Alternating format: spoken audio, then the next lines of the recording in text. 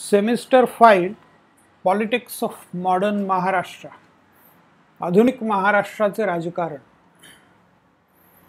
हा महाराष्ट्राचा नकाशा 6 प्रशासकीय विभाग नागपूर, अमरावती, नाशिक, औरंगाबाद, पुणे आणि मुंबई किंवा कोकण विभाग. तर कोकण, पश्चिम महाराष्ट्र, उत्तर महाराष्ट्र, मराठवाडा आणि विदर्भाचे हे 2 भाग, 6 प्रशासकीय विभाग आणि 36 जिल्ह्यांचा मिळून बनलेला हा महाराष्ट्र.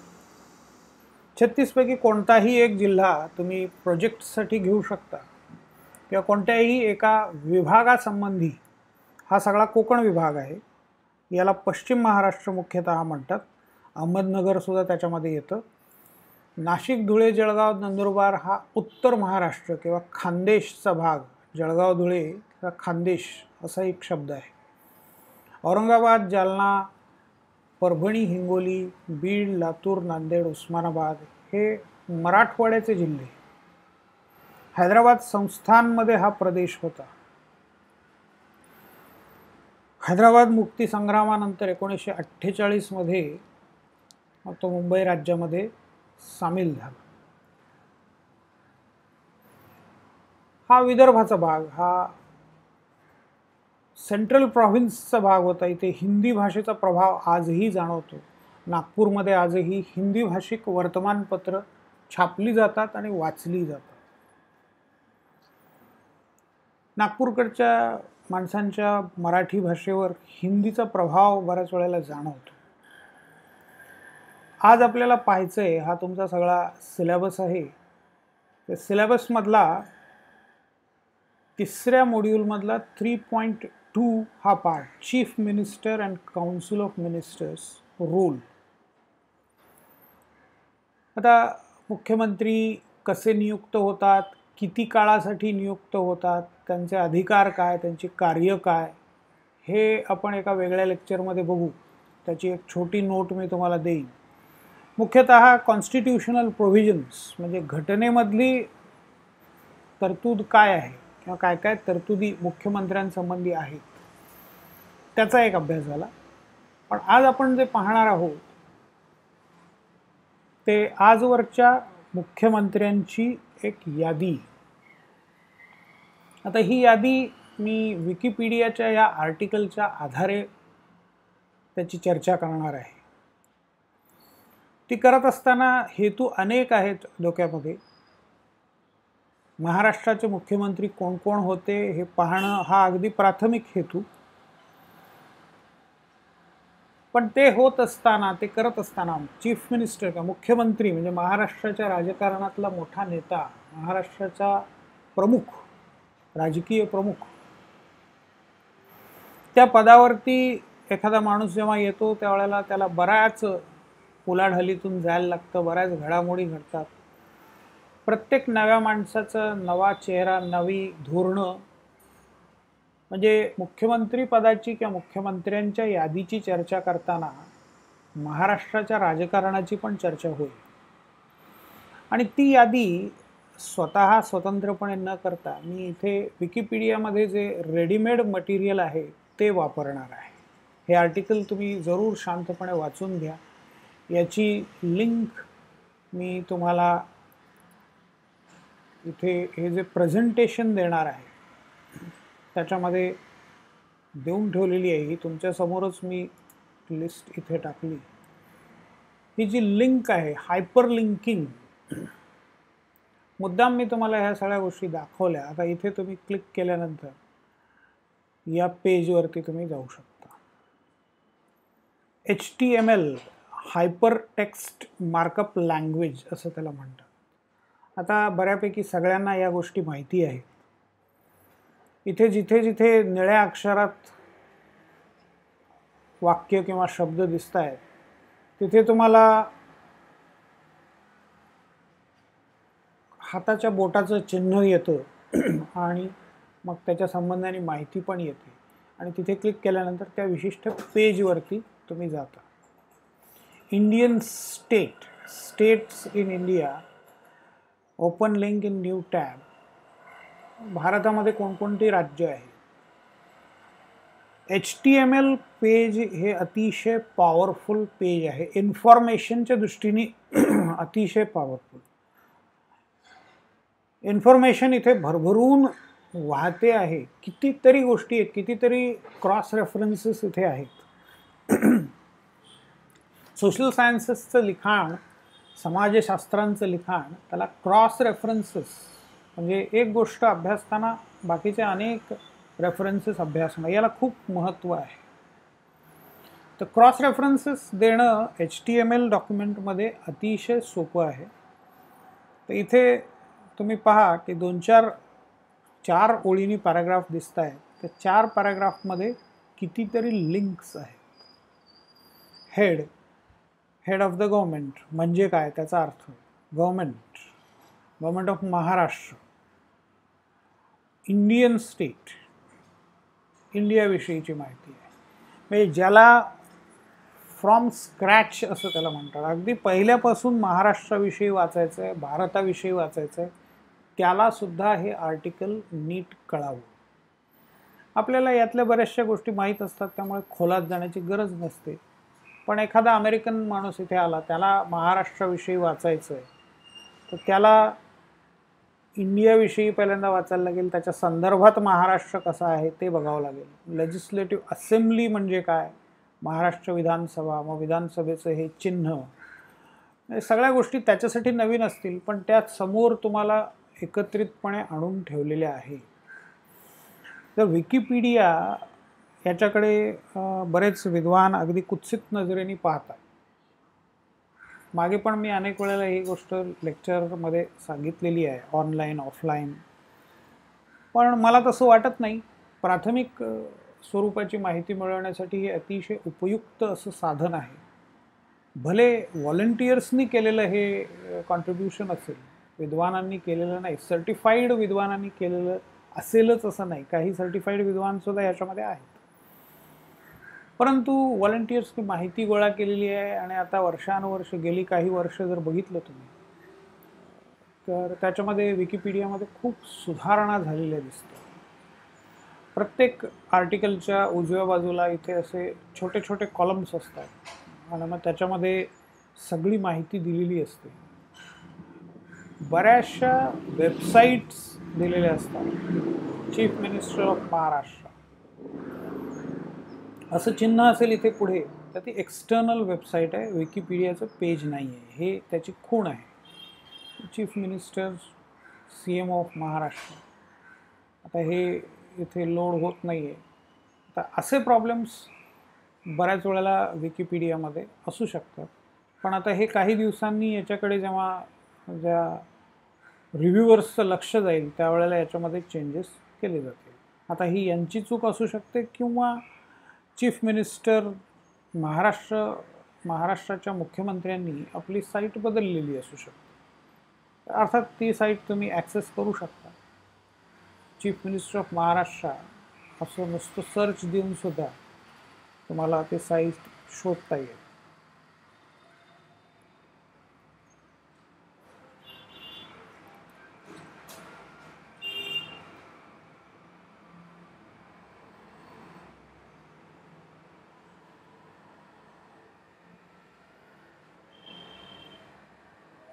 ही मुख्यमंत्र्यांची ऑफिशियल साईट आहे. याचा URL बदललेला आहे, हे पहा.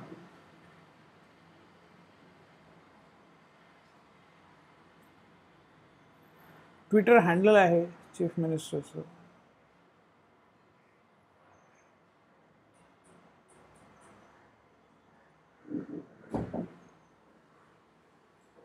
मग या बाकीच्या साईट्स तुम्हाला दिसतील. महाराष्ट्राचे मुख्यमंत्री हे अभ्यासताना सुरुवातीला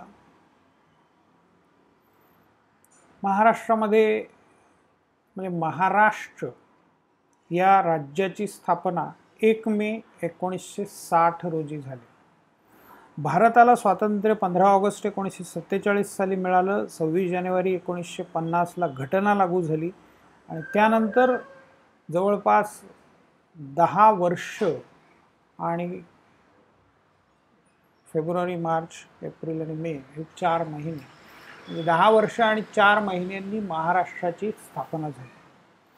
मग त्याच्या आधी इथे काय होतं हा प्रश्न आपल्याला पडायला हवा.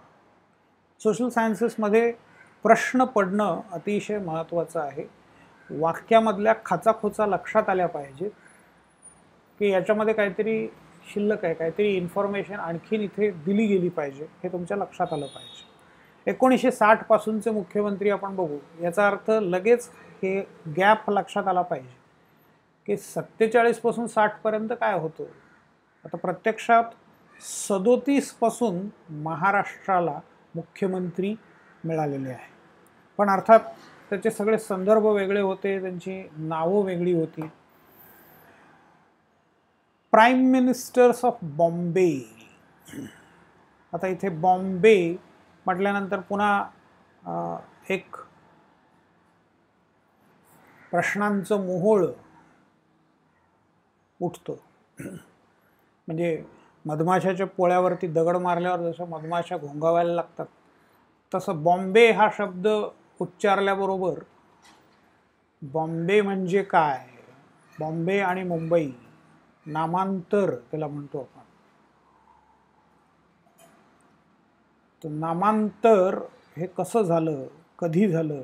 बॉम्बे टू मुंबई 1995 साली झालं. शिवसेना आणि BJPचं सरकार त्यावेळेला सत्तेमध्ये आलेलं होतं. मनोहर जोशी मुख्यमंत्री होते. बाळासाहेब ठाकरेंच्या नेतृत्वाखाली शिवसेनेने निवडणुका लढवलेल्या होत्या आणि मग ठाकरेंचं अर्थातच म्हणणं होतं की मुंबई हे खरं नाव असलं पाहिजे. मराठी आणि गुजराती भाषिकांना तसं फारसा फरक पडला नाही, कारण ते पहिल्यापासूनच मुंबई हा शब्द वापरायचे. मुंबादेवी हे इथलं ग्रामदैवत आहे आणि तिच्या नावाने मुंबई हे शहराचं नाव ठेवलं गेलेलं आहे. बॉम्बे हे बॉम्बे, गुड बे, पोर्तुगीज शब्द, त्याच्यावरून पडलेलं नाव आणि ते आपल्याला घ्यायची गरज नाही असं शिवसेनेचं म्हणणं होतं. मराठी आयडेंटिटी एस्टॅब्लिश करण्यासाठी स्थापन झालेला हा पक्ष 1966 मध्ये बाळासाहेब ठाकरेंनी त्याची स्थापना केली. बाळासाहेब ठाकरे हे कार्टूनिस्ट होते. आता याच्यावरती सुद्धा तुम्ही प्रोजेक्ट करू शकता. बाळासाहेब ठाकरेंचा उदय कसा झाला, त्यांचा राजकारणाचा विकास कसा झाला, त्याच्यावरती मला वाटतं एक सिनेमा पण निघालेला आहे अलीकडे. तर तुम्ही त्याच्या संबंधी ते सिनेमाच्या आधारे बघू शकता आणि बाळासाहेब ठाकरेंच्या जीवनावरती, शिवसेनेच्या विकासावरती, शिवसेनेच्या डेव्हलपमेंटवरती तुम्ही प्रोजेक्ट करू शकता. प्रोजेक्ट्स हे सिलेबसला अगदी धरूनच असले पाहिजे असं नाही आहे. क्रॉस रेफरन्सेसच्या स्वरूपामध्ये प्रोजेक्ट्स असू शकतात. आता हे सगळं एका आर्टिकलमध्ये मला इन्फॉर्मेशन मिळाली. Mumbai, what about Bombay, how the city got renamed, 2006चं आर्टिकल आहे. ख्रिस्तोफर बीम नावाच्या पत्रकारांनी लिहिलेलं, लेखकांनी लिहिलेलं. आणि मग याच्यामध्ये त्यांनी एक उल्लेख केलेला आहे की बॉम्बेचं मुंबई झालेलं असलं तरी बॉलिवूड, बॉम्बे आणि हॉलिवूड याच्या मिळून तयार झालेला याचं कन्फ्लेशन असं म्हणता येईल तुम्हाला.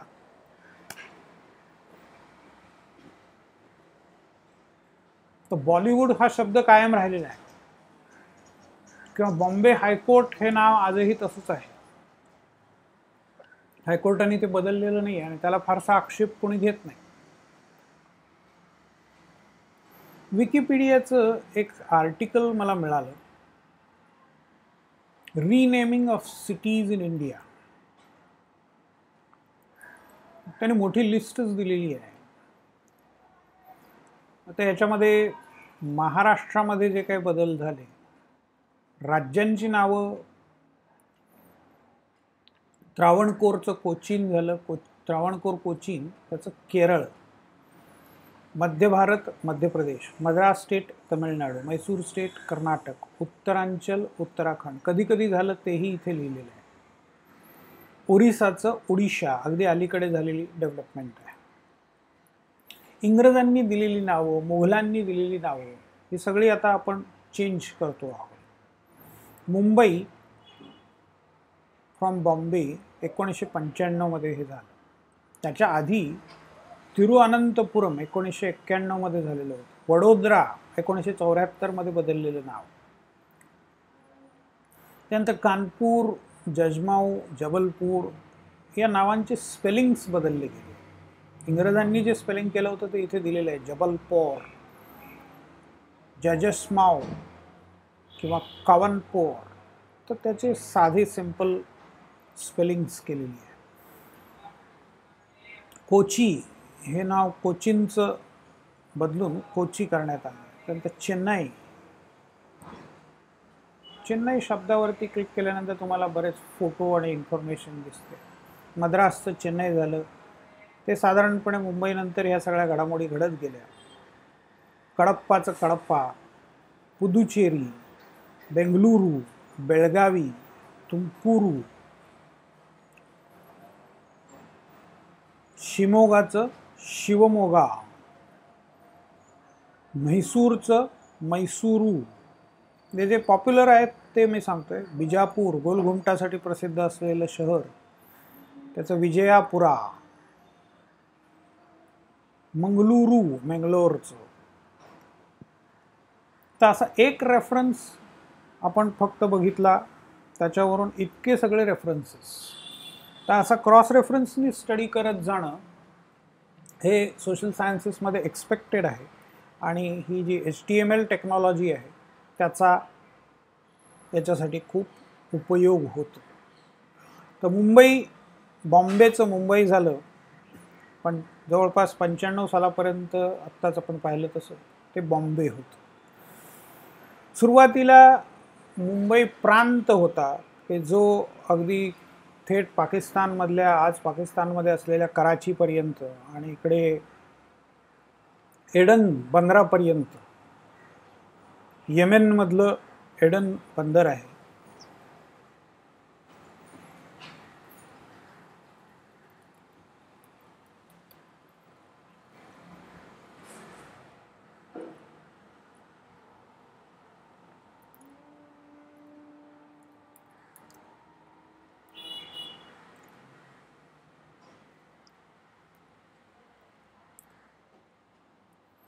येमेन आणि तिथलं हे एडन बंदर, गल्फ ऑफ एडन असं म्हणतात.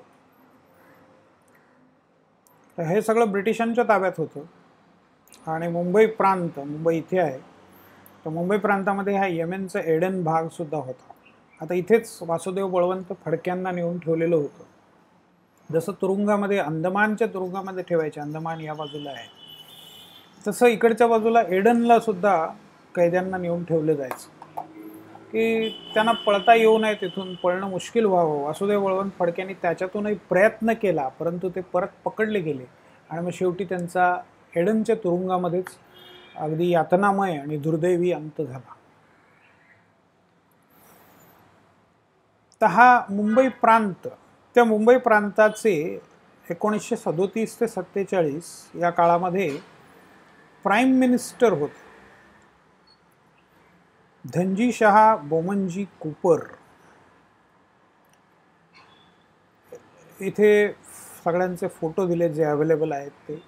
अर्थात तिथे कॉपीराईटचा प्रश्न असतो. इमेजेस तुम्हाला कदाचित नेटवरती सर्च दिल्यावर मिळतील, पण त्या सगळ्याच वापरता येण्याजोग्या असतातच असं नाही. आता इथे धनजी शाह बोमनजी कूपरमध्ये पुन्हा लिंक आहे,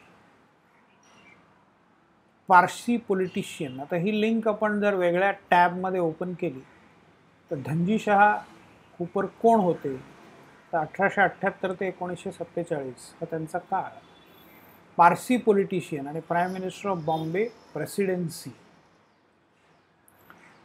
Bombay and Sindh from 1843 to 1936 and the Bombay Province. म्हणजे बॉम्बे प्रेसिडेन्सी म्हणजे काय हेही तुम्हाला याच्यामध्ये इन्फॉर्मेशन मिळेल.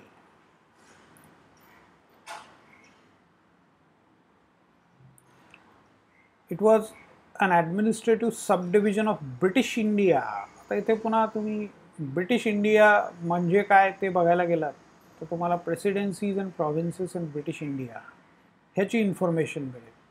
म्हणजे एका कन्सेप्टवरून म्हणजे धनजीशाह बोमनजी कुपर या कन्सेप्टवरून आपण कुठपर्यंत जाऊन पोचलो ते बघा. प्रेसिडेन्सीज अँड प्रॉव्हिन्सेस. आता इथे कॉलोनियल इंडियाचा मॅप आहे. ब्रह्मदेशापासून ते इकडे बलुचिस्तान म्हणजे आज जो पाकिस्तानचा भाग आहे तिथपर्यंत तुम्हाला सर्व भारत पसरलेला दिसतो. Indian empire.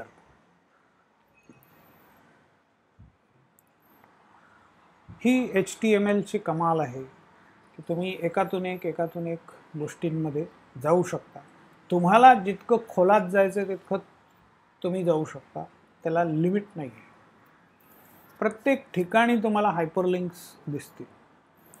यांनी 1 एप्रिल 1937ला ऑफिस घेतलं म्हणजे पदावरती आले आणि 19 जुलैला ते पदावरून बाजूला झाले. 140 दिवस ते प्राईम मिनिस्टर होते बॉम्बेचे.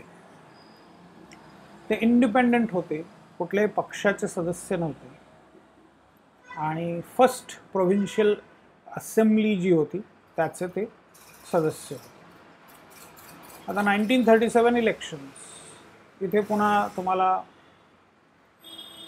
त्याच्या संबंधाने अधिक माहिती मिळेल. तर इथे तुम्हाला 2 बाण दिसत आहेत, 46 आणि इकडे 34.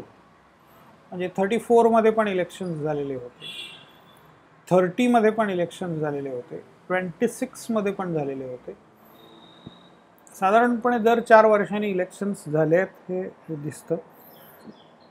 1923मध्ये इलेक्शन्स झाले, 20मध्ये इलेक्शन्स झाले आणि 20च्या आधी आकडा नाही आहे.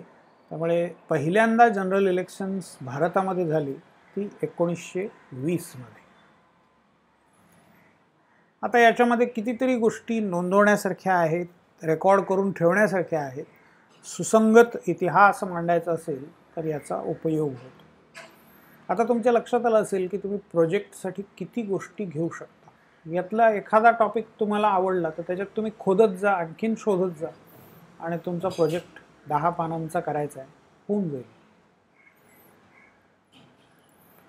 कुणी अपॉइंट केलं होतं त्यांना, गव्हर्नर कोण होतं. आता इथे अर्थात परत सॉर्टिंग सुद्धा दिलेलं आहे. म्हणजे टेबलवरती कितीतरी गोष्टी केलेल्या आहेत. नावाप्रमाणे सॉर्ट करता येईल. आत्ता हे नंबरप्रमाणे सॉर्ट केलेलं आहे.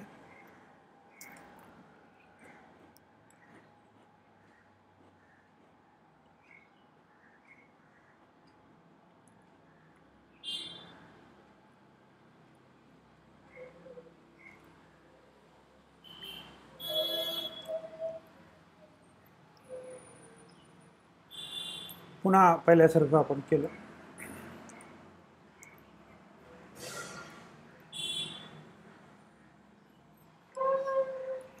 दुसरे पंतप्रधान BG खेर, बाळासाहेब गंगाधर खेर यांची कारकीर्द 2 वर्ष 106 दिवस हे इंडियन नॅशनल काँग्रेसचे होते. तर इंडियन नॅशनल काँग्रेसविषयी अधिक माहिती तुम्ही इथे मिळवू शकता आणि BG खेरांविषयी अधिक माहिती या लिंकवरती मिळवू शकता. त्यांना कोणी अपॉइंट केलं होतं तेही दिलेलं आहे. 1939 नंतर 1939मध्ये एक मोठी घटना घडली. दुसरं महायुद्ध सुरू झालं. त्याच्यामध्ये ब्रिटिशांनी भारतीय सैनिकांना जबरदस्तीने सामील व्हायला लावलं. तसा भारताचा दुसऱ्या महायुद्धाशी संबंध नव्हता, पण ब्रिटिशांची वसाहत असल्यामुळे ब्रिटिशांनी आपल्या सैनिकांना त्याच्यामध्ये जबरदस्तीने सहभागी व्हायला लावलं. महात्मा गांधींनी त्याचा निषेध केला आणि 1937मध्ये जी मंत्रिमंडळ निवडून आलेली होती त्या सगळ्यांनी त्याच्या निषेधार्थ राजीनामे दिले. म्हणजे काँग्रेसच्या मंत्रिमंडळांनी राजीनामे दिले. 1939मध्ये इथे गव्हर्नर्स रूल म्हणजे एक प्रकारे राष्ट्रपती राजवट, आज शब्द आपण वापरतो, तो लागू झाला.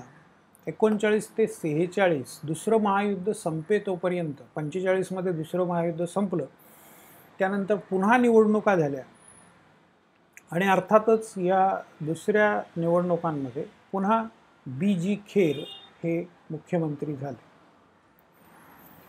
आता त्याच्यानंतर शब्द वापरलाय त्यांनी चीफ मिनिस्टर्स ऑफ बॉम्बे. 1947 ते 1960 पहिल्यांदा पुन्हा मुख्यमंत्री झाले, म्हणजे ते पद त्यांनी चालू ठेवलं. 47 ते 52 अशी 4 वर्ष 250 दिवस, म्हणजे एकूण टेन्युअर जर तुम्ही पाहिलं तर इथे 4 वर्ष 250 दिवस, 1 वर्ष 138 आणि इथे 2 वर्ष, म्हणजे साधारणपणे 8 ते 9 वर्षाचा कार्यकाळ BG खेरांचा होतो. तर चीफ मिनिस्टर्स ऑफ बॉम्बे दोनच तुम्हाला दिसत आहेत. 52मध्ये पहिल्या निवडणुका झाल्या, फर्स्ट असेंब्ली इलेक्शन्स. त्याच्या आधी प्रोव्हिन्शियल असेंब्ली होती, प्रांतिक विधिमंडळ होतं. आता हे स्टेटचं असेंब्ली झाली. तर त्याच्यामध्ये मोरारजीभाई देसाई हे मुख्यमंत्री झाले. 1952 ते 56 या कालावधीमध्ये ते मुख्यमंत्री होते. त्यांचा गुजरातकडे ओढा होता. हे चिखली गुजरातमध्ये जन्माला आलेले आहे. 1896 ते 1995 हा त्यांचा जीवनकाल. 29 फेब्रुवारी हा त्यांचा जन्मदिवस. त्यामुळे दर 4 वर्षांनीच त्यांचा जन्मदिवस त्यांना साजरा करता यायचा. म्हणजे 29 फेब्रुवारी लीप इयर लक्षात आला असेल संदर्भ तुमच्या. तर 52 ते 56 या 4 वर्षामध्ये ते मुख्यमंत्री होते आणि त्यांना 56 साली राजीनामा द्यावा लागला. आणि मग त्यांनी त्यांचे विश्वासू सहकारी यशवंतराव बळवंतराव चव्हाण किंवा YB चव्हाण, शॉर्ट फॉर्ममध्ये YB असं त्यांना लोक म्हणतात आजही, 1 नोव्हेंबर 1956ला ते मुख्यमंत्री झाले.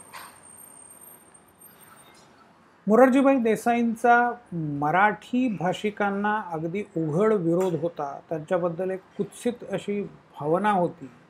गुजराती लोकांकडे ओढा होता. मुंबई गुजरातला द्यावी किंवा मुंबई गुजरातमध्ये सामील करावी असं त्यांचा प्रयत्न होता. संयुक्त महाराष्ट्र चळवळीला त्यांचा ठाम विरोध होता. फाजल अली कमिशननी जे निकाल दिला त्याच्यानंतर इथे आंदोलनं झाली. त्यातल्या इथल्या आंदोलकांवरती गोळीबार करण्याचा आदेश त्यांनी पोलिसांना दिला. पुष्कळ माणसं त्याच्यामध्ये मारली गेली.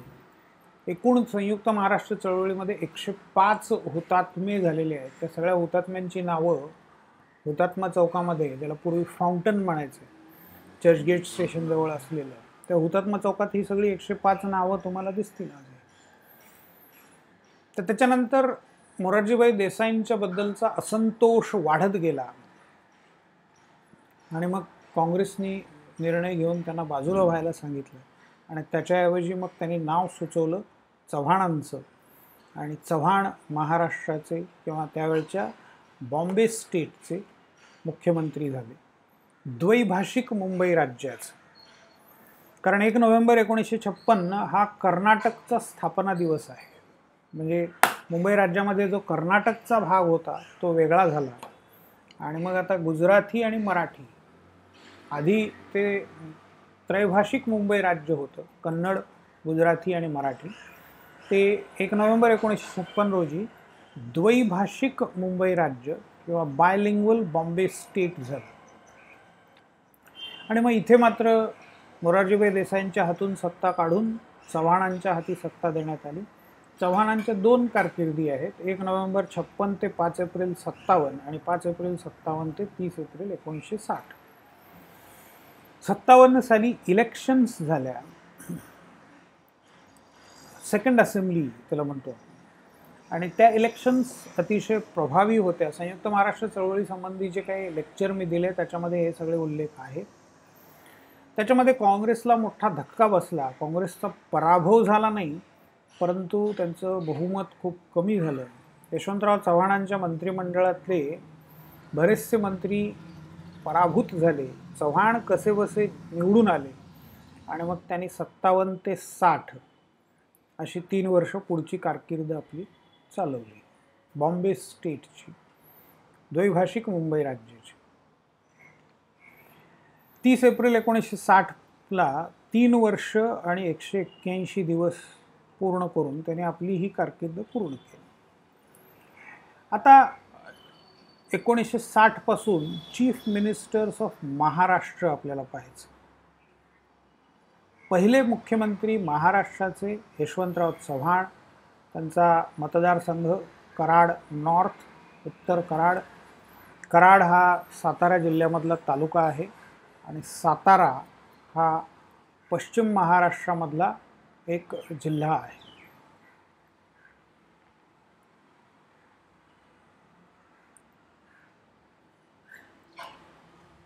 मगाशी आपण महाराष्ट्राचा मॅप पाहिला, त्याच्यामध्ये त्याचा उल्लेख केला होता मी.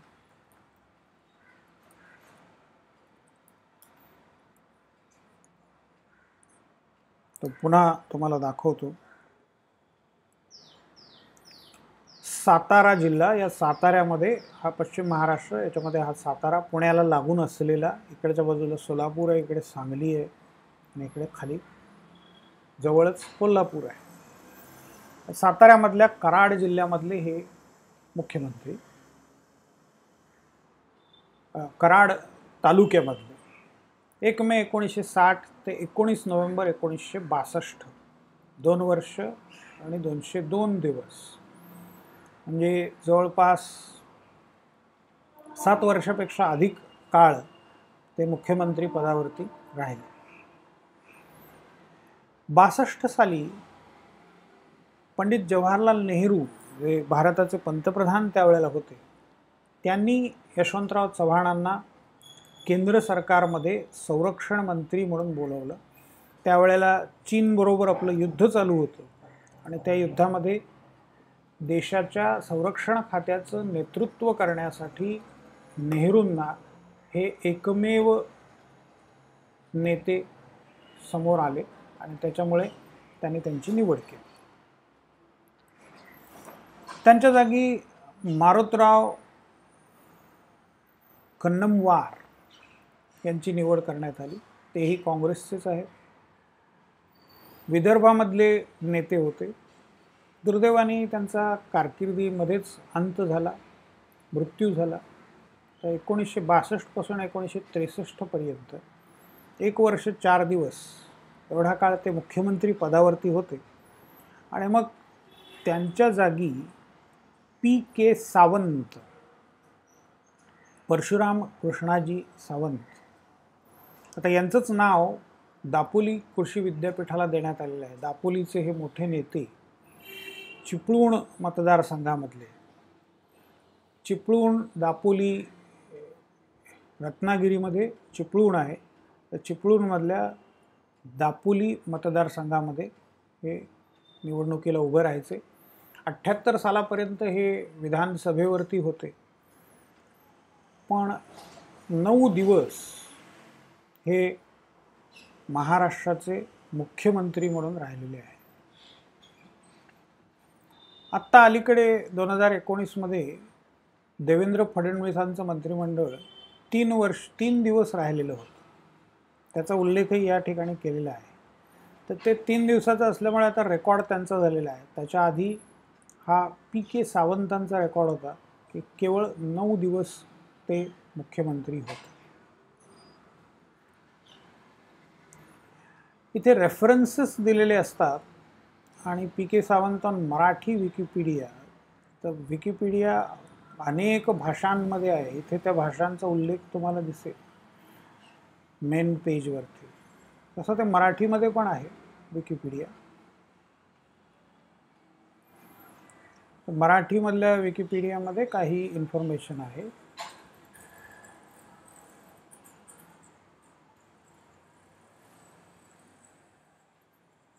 त्याच्यानंतर यशवंतराव चव्हाणांनीच वसंतराव नाईकांचं नाव सुचवलं आणि वसंतराव नाईक 1963 पासून 1972 पर्यंत महाराष्ट्राचे मुख्यमंत्री होते. 11 वर्ष 77 दिवस.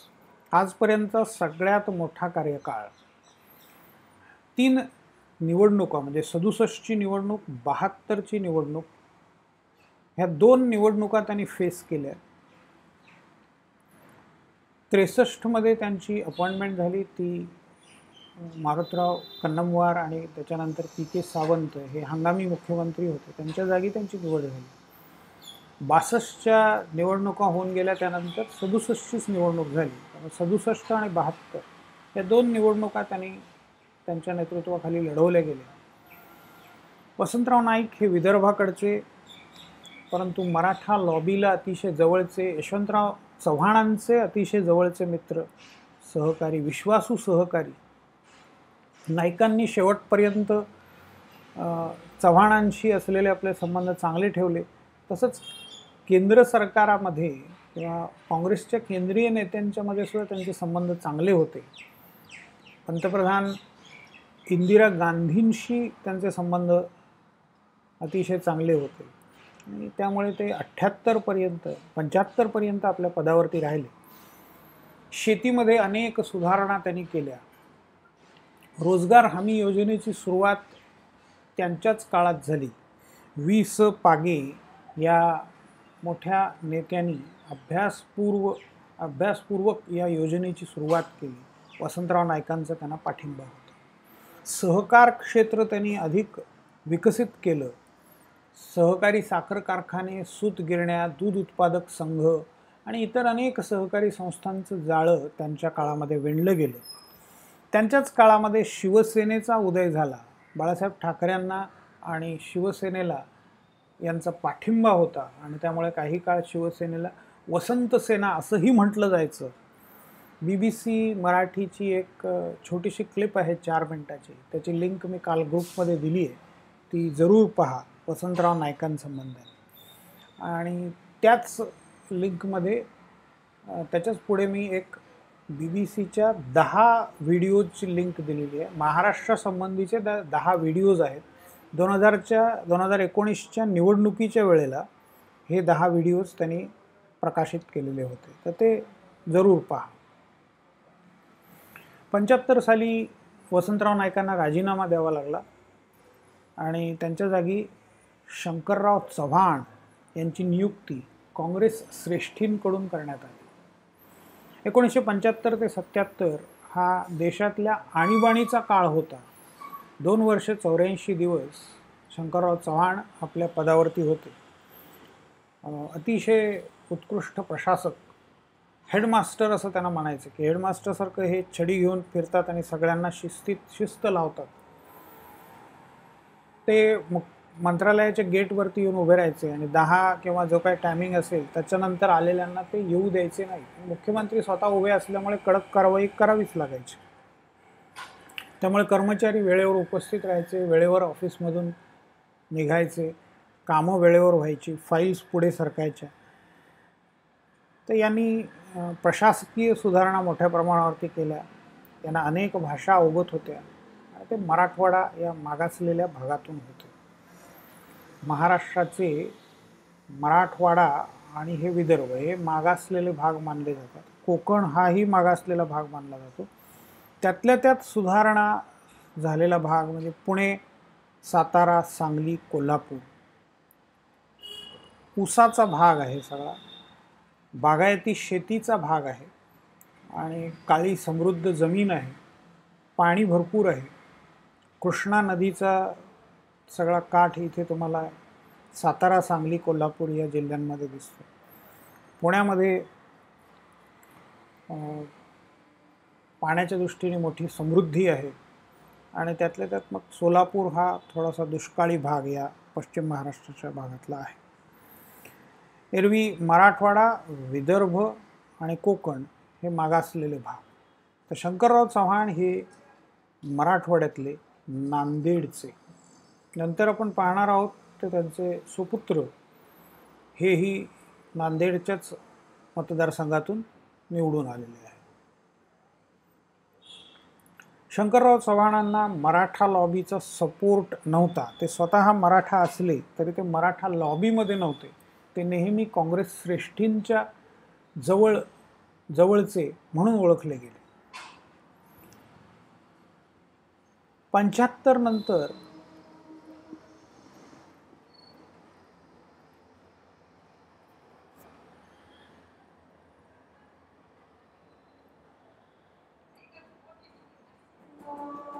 एकोणीसशे 75 ते 77 या काळामध्ये शंकरराव चव्हाण मुख्यमंत्री होते. 77 मध्ये आणीबाणी उठवली गेली आणि मग त्यानंतर काही काळापुरतं वसंतदादा पाटील, वसंतराव बंडूजी पाटील, शैक्षणिक पात्रता त्यांची अतिशय कमी होती. प्राथमिक शिक्षण फक्त झालेलं होतं. पण त्यानंतर सांगली जिल्ह्यातून राजकारणात भाग त्यांनी घेतला. सहकाराचं राजकारण त्यांनी केलं आणि सहकाराच्या राजकारणाच्या माध्यमातून काँग्रेसमध्ये पुष्कळ कार्य त्यांनी केलं आणि मग ते मुख्यमंत्री पदावरती आले. पहिल्यांदा ते मुख्यमंत्री झाले ते 78 ते मार्च 78 ते जुलै 78. म्हणजे एकूण कार्यकाळ 17 मे पासून जर धरला, 17 मे 77 पासून 1 वर्ष 62 दिवसांचा हा कार्यकाळ होता. इथे परत नाट्यमय घडामोडी झाल्या. नासिकराव तिरपुडे नावाचे एक गृहस्थ होते. यांच्याविषयी एक पेज मी इथे ऑलरेडी काढून ठेवलेलं आहे.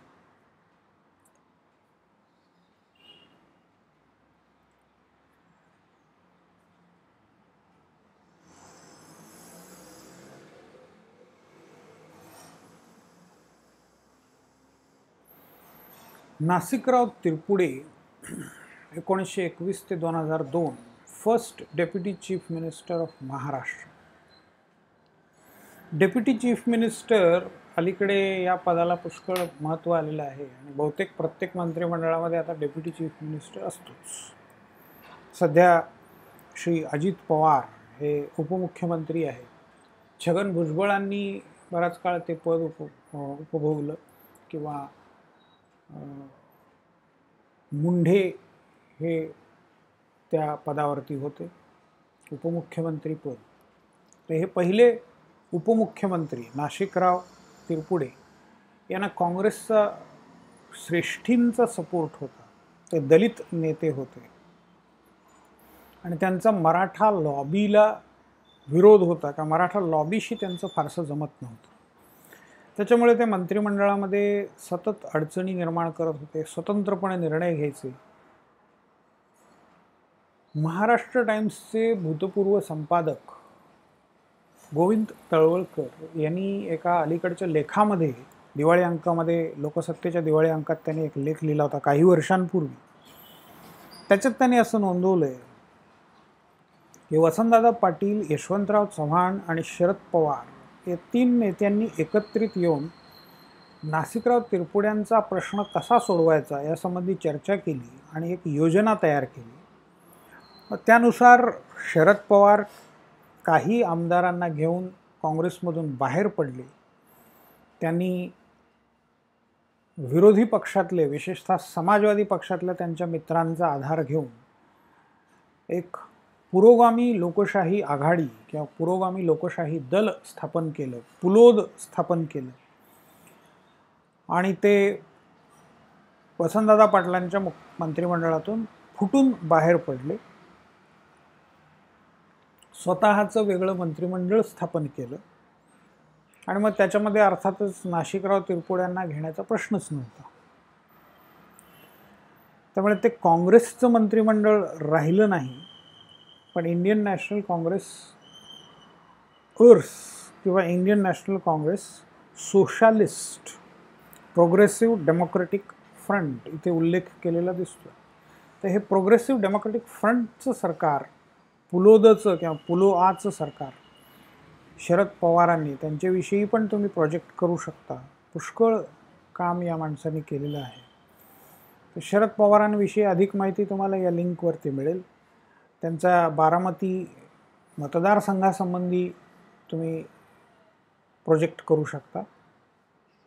1978 ते 80 या काळामध्ये बंड करून बाहेर आलेले 40 आमदार घेऊन ते बाहेर पडले होते.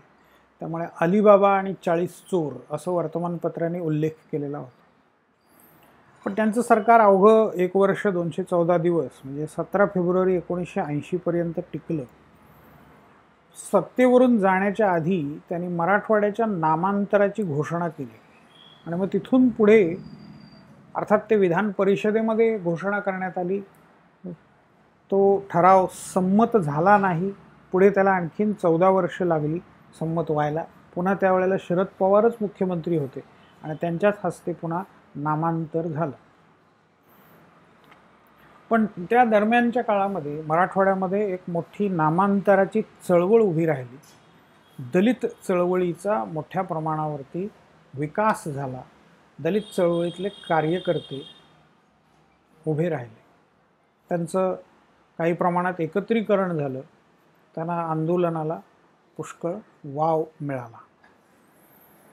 अर्थात त्याच्यामध्ये हिंसाही मोठ्या प्रमाणात झाली. अनेक दलित कार्यकर्ते, सामान्य जन मारले गेले त्याच्यामध्ये. 1980 मध्ये 17 फेब्रुवारी 80 राष्ट्रपती राजवट लागू करण्यात आली. सरकार बरखास्त करण्यात आलं. केंद्रामध्ये इंदिरा गांधींची सत्ता पुन्हा आलेली होती. 75 ते 77 आणीबाणी होती. 77च्या निवडणुकांमध्ये इंदिरा गांधींचा पराभव झाला. मोरारजीभाई देसाईंचं जनता सरकार सत्तेमध्ये आलं, पण त्याच्यात फाटाफूट होऊन 80 साली ते पडलं.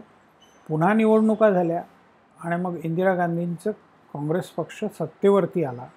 सत्तेमध्ये आल्यानंतर त्यांनी वेगवेगळी कारणं काढून जिथे जिथे नॉन काँग्रेस स्टेट्स आहेत तिथे मुख्यमंत्री बाजूला करून निवडणुका घेण्याचा एक सपाटा लावलेला होता. 17 फेब्रुवारीला राष्ट्रपती राजवट लागू झाली. 8 जूनपर्यंत ती टिकली आणि मग 9 जूनला अब्दुल रहमान अंतुले यांचा शपथविधी झाला मुख्यमंत्री म्हणून. हे कोकणातल्या श्रीवर्धनचे रहिवासी आणि तिथूनच ते निवडून आलेले. श्रीवर्धनमध्ये तिथे त्यांचं कोकणामध्ये किनाऱ्यालगत त्यांचं घर आहे. अगदी अलीकडेच त्यांचा मृत्यू झाला. 2014 मध्ये ते वारले. तर अब्दुल रहमान अंतुले हे काँग्रेसचे कार्यकर्ते, हे स्वतः वकील होते व्यवसायाने आणि इंदिरा गांधींचे कट्टर समर्थक. भारतामध्ये राष्ट्राध्यक्ष किंवा अध्यक्षीय पद्धतीची लोकशाही आणावी आणि इंदिरा गांधी या अध्यक्ष होण्यासाठी कशा योग्य उमेदवार आहेत हे अंतुल्यांनी त्यांच्या पुस्तकामध्ये लिहिलेलं होतं. आणीबाणीच्या काळामध्ये त्यांनी इंदिरा गांधींना सपोर्ट दिला. त्याचा फायदा म्हणा किंवा त्याचं फळ त्यांना या मुख्यमंत्री पदाच्या रूपामध्ये मिळालं. 1 वर्ष 217 दिवस ते सत्तेमध्ये होते. 80 ते 82 साली किंवा त्याच्याही अगोदर 81 सालातच त्यांच्यावरती अनेक भ्रष्टाचाराचे आरोप झाले. त्यांनी एक संस्था स्थापन केलेली होती, इंदिरा प्रतिभा प्रतिष्ठान. इंदिरा गांधींच्या नावाने ती संस्था होती आणि प्रतिभा प्रतिष्ठान म्हणजे जे जुनं मराठी वाङ्मय आहे त्याचं पुनरुज्जीवन करणं, ते पुन्हा नव्याने छापणं, हे मुख्यतः काम त्याच्या वतीने हाती घेण्यात आलेलं होतं. आणि ते करण्यासाठी या प्रतिभा प्रतिष्ठाननी देणग्या गोळा करायला सुरुवात केली आणि त्याच्यामध्ये मोठा भ्रष्टाचार झाला. इंदिरा गांधींच्या नावाने जबरदस्तीने देणग्या गोळा करण्यात आल्या असा आरोप त्यांच्यावरती करण्यात आला. सिमेंटच्या खरेदी विक्रीमध्ये सिमेंट त्यावेळेला सरकारी कोट्यातून मिळायचं, ठराविकच मिळायचं, प्रत्येकाला ठराविक किलोच सिमेंट मिळेल असं बंधन होतं. तर या सिमेंट घोटाळ्यामध्ये पण ते अडकलेले होते. ब्लिट्स नावाचं एक इंग्रजी वर्तमानपत्र होतं. त्या वर्तमानपत्रामध्ये त्यांच्या विरोधात लिखाण केलं गेलं. पुढे जे नेते BJPमध्ये गेले आणि BJPमधून बाहेर येऊन आता ते BJPवरती टीका करतात, ते पत्रकार, त्यांनी ते लिखाण केलं आणि त्याच्यामुळे शेवटी अब्दुल रहमान अंतुले यांना राजीनामा द्यावा लागला. त्यांच्या विरुद्ध बरेच खटले भरले गेले आणि त्याच्यातून मुक्त व्हायला त्यांना जवळपास 95 साल उजडायला लागलं. 95 साली नरसिंहराव सरकारने त्यांना कुटुंब कल्याण मंत्री म्हणून केंद्रीय मंत्रिमंडळामध्ये घेतलं. पण अर्थातच तिथे परत ते एकच वर्ष मंत्रिमंडळ टिकलं. 96च्या निवडणुकीत त्यांचाही पराभव झाला आणि पुन्हा अंतुलेंची सत्ता गेली. परंतु अगदी अखेरपर्यंत म्हणजे 2014पर्यंत ते महाराष्ट्राच्या राजकारणामध्ये सक्रिय राहिलेले आहे. अंतुल्यांना अर्थातच मराठा लॉबीचा सपोर्ट नव्हता, इंदिरा गांधींचा सपोर्ट होता आणि इंदिरा गांधींचं उद्दिष्ट मराठा लॉबी फोडणं हा होता. त्यामुळेच अंतुल्यांना मुख्यमंत्री बनवलं गेलं. अंतुल्यांनी कुलाबा जिल्ह्याचं रायगड असं नामांतर केलं. म्हणजे शिवाजी महाराजांचा मी कसा भक्त आहे किंवा शिवाजी महाराजांच्या विषयी मी किती आपुलकीनी कार्य करतो हे दाखवण्याचा प्रयत्न त्यांनी केला. कुलाबा जिल्ह्यामध्ये रायगड किल्ला आहे, तर त्या किल्ल्याचं नाव त्याला देण्यात आलं.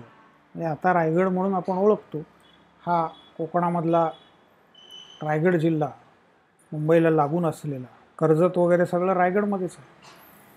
तर ह्या रायगडचं आधीचं नाव होतं कुलाबा. तर हे कुलाबा नाव बदलून अंतुल्यांनी त्याचं रायगड हे नाव ठेवलं. शिवाजी महाराजांची भवानी तलवार इंग्लंडमध्ये आहे किंवा कोहिनूर हिरा इंग्लंडमध्ये आहे. तो भारतात आणण्याच्या घोषणा त्यांनी केल्या आणि त्याच्यासाठी काही प्रयत्न केले. अर्थात ते काही फार फळाला आले नाहीत. परंतु त्यांनी एक उत्तम वातावरण निर्मिती केली. ते एक फरडे वक्ते होते, वकील तर होतेच ते व्यवसायाने. इंग्लिश भाषेवरती चांगली कमांड होती. काँग्रेसनी त्यांना मुख्यमंत्री केलं. त्याच्यामध्ये 2 मुद्दे पुढे आले. एक तर मुस्लिम कम्युनिटीला प्रतिनिधित्व देणं आणि कोकणासारख्या मागास भागाला प्रतिनिधित्व देणं. कारण आधीचे मुख्यमंत्री आहेत ते सांगली, बारामती या भागातले आहेत. कोकणातल्या माणसाला मुख्यमंत्रीपद देणं, पश्चिम महाराष्ट्रातलेच आधीचे मुख्यमंत्री होते. इथे तुम्हाला विदर्भातले दिसत आहेत, इथे कोकणातले दिसत आहेत आणि विदर्भ आणि हे मराठवाडा. त्यामुळे पुन्हा कोकणाला प्रतिनिधित्व देणं याच्यासाठी अंतुल्यांची निवड करण्यात आलेली आहे. त्यानंतर अंतुल्यांना जावं लागल्यानंतर इंदिरा गांधींनी पुन्हा निवड केली. काँग्रेसकडे अफाट बहुमत होतं, त्यामुळे सरकार कोसळण्याची भीती काँग्रेसला त्यावेळेला अजिबात नव्हती. 80 सालीच निवडणुका झालेल्या होत्या, त्यामुळे निवडणुकीचा कार्यकाळ म्हणजे सरकारचा कार्यकाळ 5 वर्षाचा पूर्ण व्हायचा होता. त्यामुळे दुसरे मुख्यमंत्री नेमण्यात आले, बाबासाहेब अनंतराव भोसले. जे प्राचार्य शिवाजीराव भोसले, त्यांची भाषणं तुम्ही ऐकली असतील, त्यांचं नाव तुम्ही ऐकलं असेल. जे मराठवाडा विद्यापीठाचे कुलगुरू होते, त्यांचे हे भाऊ, हेही पेशानी वकील. हे मुंबईमध्ये राहणारे, नेहरू नगर कुर्ला विधानसभा जी कॉन्स्टिट्युएन्सी आहे त्या भागामध्येच राहणारे आणि त्या भागातून निवडून आलेले. परंतु त्यांचा तळागाळातल्या काँग्रेस कार्यकर्त्यांशी संबंध नव्हता. यांचं मुख्यमंत्री म्हणून जेव्हा नाव पुढे आलं त्यावेळेला हे कोण आहेत हा प्रश्न काँग्रेसवाल्यांनाच पडलेला होता. परंतु पुन्हा इंदिरा गांधींच्या पाठिंब्यामुळे ते सत्तेमध्ये राहिले. अवघं 1 वर्ष 11 दिवसांचं कारकीर्द त्यांना मिळाले.